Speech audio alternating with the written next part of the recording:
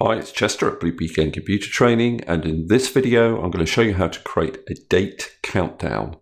So I want to know how many days until Christmas, and when I open up this workbook I want the number of days to be updated automatically.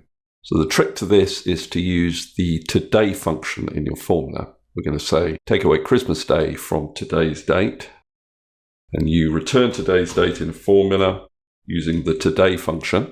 It's a function without arguments, but you still need to include the brackets.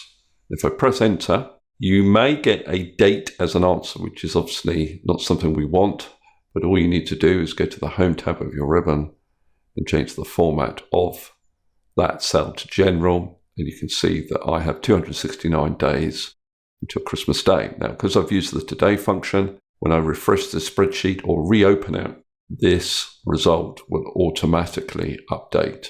Now, I could also work out the number of working days until Christmas. This answer here is calendar days. What about working days? So I want to exclude weekends.